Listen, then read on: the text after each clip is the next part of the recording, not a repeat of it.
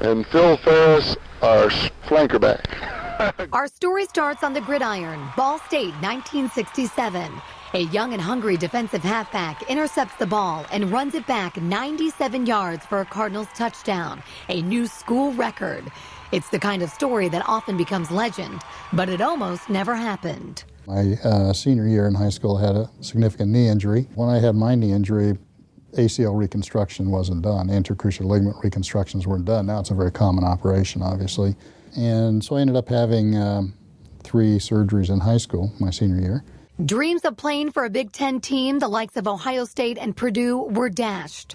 When I tore my knee up, I was a halfback in high school, and without an anterior cruciate ligament, you can't play that position. So you can't cut anymore. So it's hard for them to give scholarships to guys who are in casts. So it was then that Phil Faris decided to trade in his sneakers for a scalpel. When you're in medical school and you're rotating through all these different rotations, you kind of change your mind all the time. But pretty much after I rotated through orthopedics and surgery, I decided that was where I was going to end up. I was a pretty good athlete, which is probably the most difficult thing to deal with. Mike Lavisick grew up in Montreal, Quebec. An all-around good athlete, he excelled at hockey, football, and baseball. I knew there was something wrong. The thing is, when you're young, you're in denial.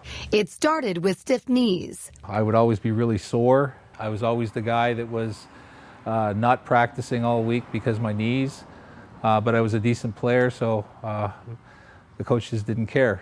The pain persisted. The recovery never came. I noticed it when we would finish a game, especially football, and we would go out as a team to have a team supper after we played on Saturday, and everybody else was running around having a good time and kind of just tired, and I really ached. I felt like I was a 70-year-old man. Doctors eventually diagnosed Mike with juvenile rheumatoid arthritis. I actually thought the doctor was a quack the first time I got diagnosed because I was 16 at the time, and the doctor came back and said that I had JRA, and I said, there's no way.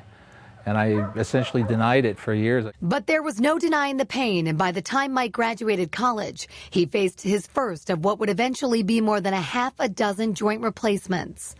I tried to be careful, but I was a young guy. With 2 new hips and 2 new knees, Mike felt invincible. I didn't baby them. I continued to play sports and just rip the joints up and continued to do what I did. When I saw him, he'd been beating up on his joint replacements for several years, and at least 3 of them were broken and loose and all kinds of things. Enter Dr. Faris, someone who not only understood Mike's pain, but could fix it. When I came in to have my knees done, I think they were completely loose in the bones, and so they were just wobbling around in the bones, and I had one kneecap that had actually spun around.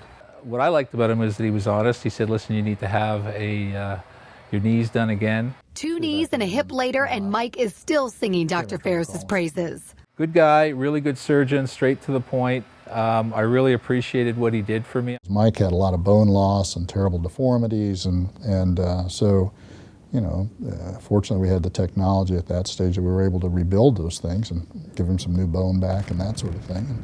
And those technologies are better now than they were when we redid him.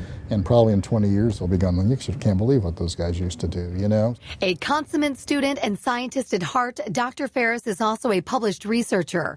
Never satisfied with just fixing joints, he and his colleagues at the Center for Hip and Knee Surgery strive to find the next big breakthrough. So we have more peer-reviewed papers outside of the Mayo Clinic of any place in the country. So the research output from here is amazing. Dr. Faris has also benefited from that research, now flirting with the idea of retirement. He can't wait to put his new knee to the test. Still an avid athlete, Dr. Faris snow, water, and cross-country skis, bicycles, hikes, golfs, and travels. Oh, and did we mention he has an affinity for fast cars? So what will be his legacy? I don't know that there's a single high point. I mean, you know, it's kind of a continuum. You just hopefully help people and make people feel better and able to do the things they want to do. Like Mike, now a motorcycle driving, video game wielding world traveler. He's given me a reasonably normal life. I mean, it's something that very few people have the opportunity to do that in their career. And to be good at what you do on top of it is really a great thing.